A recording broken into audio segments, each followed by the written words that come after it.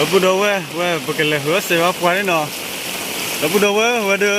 มุขจูนก็ที่บอกลัวว่าที่บอกลัวที่ลูกป้าเนาะว่าเดี๋ยวกว่าสิว่าเดี๋ยวแต่แม่มุขจูโพสต์ว่าเราพูดเอาไว้ว่าเดี๋ยวเนาะยี่แกที่บอกลัวเลยถ้าพอเขาหมดเราพูดเอาไว้เนาะเอาว่าที่อะไรเลยเนี่ยมุขจูด้วยเลยกว่าที่เฮลล์ก็ได้เลยตาพลาย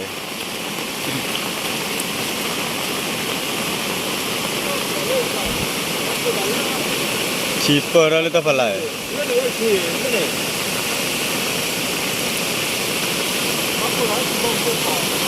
บ้าปลีเลยที่บอกก็พบผ่าเด้อที่บอกไม่พบผ่าเด้อว่าเด้อบอลบ้าหมาจีเดี๋ยวพูดเอาไว้ที่บอลเลยถ้าพอคุยเดี๋ยวพูดเอาไว้เนาะที่บอลเลยถ้าพอคุย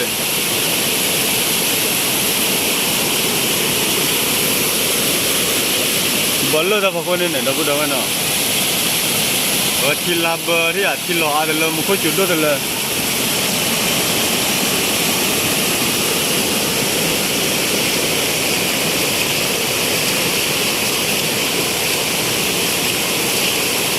มุขจุดเกี่ยมาเดี๋ยวพูดเอาไว้เนาะ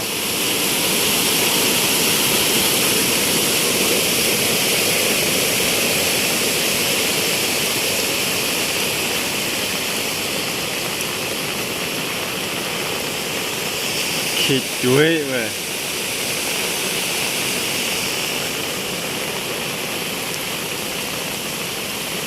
คิลาคิลบะว่าคิบอกกันหนูก็เลิกต่อยคิต่อลุยต่อยเว้ยที่แค่กลัวเดี๋ยวพูดว่าที่แค่กลัวเราเลิกบอกเก๊กไรเว้ยว่าเดี๋ยวบอกเก๊คอมเมนต์กลัวว่าเดี๋ยวพลอว่าที่บอกโลดับเบิลเนาะที่บอกโลอยู่อ่ะบ้าที่กลัวบุยเราเว้ย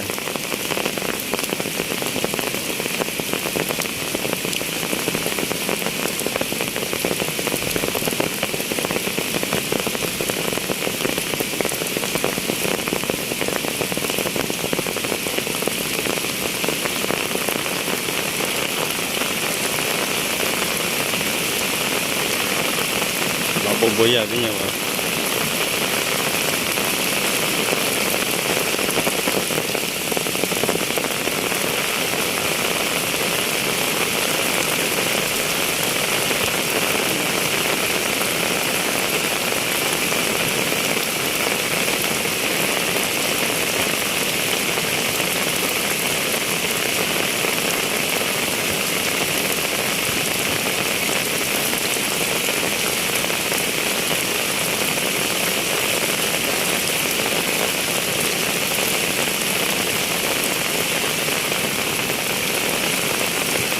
บ้านน้ำบุยอ่ะ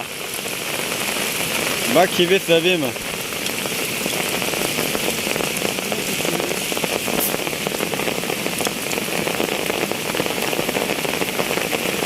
บ้าเสียบีว่ากันเลยเดี๋ยวกว่าสิเลยไม่แก่กลัวนะเดี๋ยวพูดเอาไว้นะไม่แก่กลัวที่ดูหรอแล้วที่บอกก็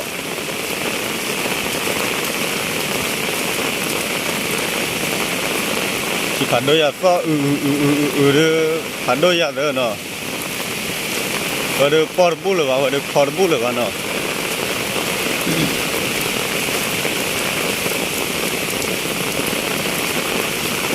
โอ้ไม่เกี่ยวกับหลอนก็เดินปูน่ะเดี๋ยวพูดเอาไว้ก้อยไม่เกี่ยวกับ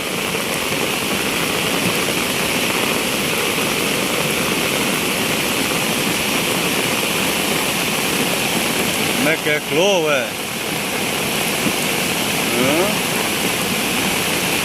เดี๋ยวพูดเอาไว้เลือดซ้อพันยาลุกลาเลือด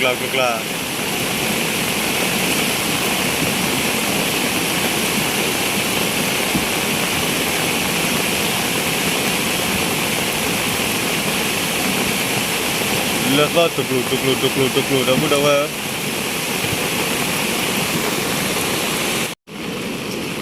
พูดเอาไว้ว่าเดี๋ยวไม่แก่กลัวนั่นแหละว่าพูดหรือเปล่าก็โจลาเหรอเนี่ยก็เนี่ยบ้าแบบทิศตู้หรอแบบบ้าโผล่หรอเว้ย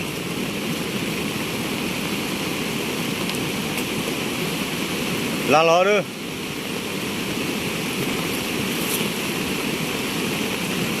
ไม่เก็บโลเนาะ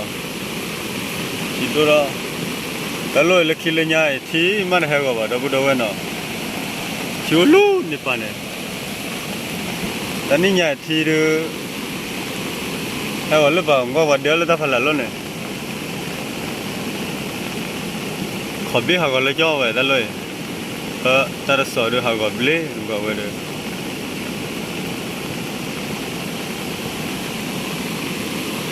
เด็กรีเลยแล้วมันได้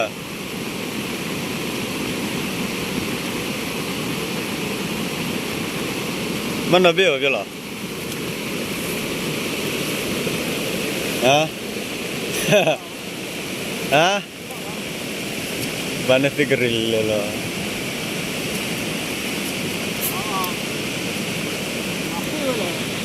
มาปิดบ้านได้เล่นนันโดเกล้เล่นกับบัตเตอร์มาเลยนะนันโดเดี๋ยวเราจะคิดสามวันที่เราเล่นกับบัตเตอร์เราเกลูเนี่ยเลยเล่นเนี่ยเว้ยมอกันเนี่ย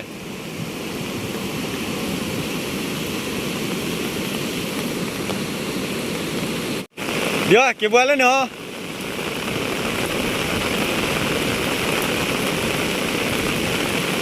ดีฮะแต่นะทีหลอกได้เลยป่าเลยเด้อมึงก็ได้รถทีโร่เด้อ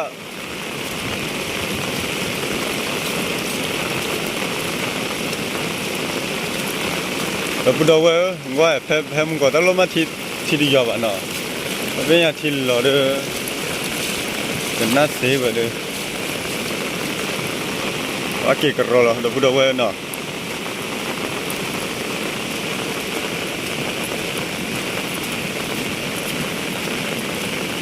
โน้แบบบัวที่เห็นหล่อเล่ลี่หนึ่งเวตาเด้อ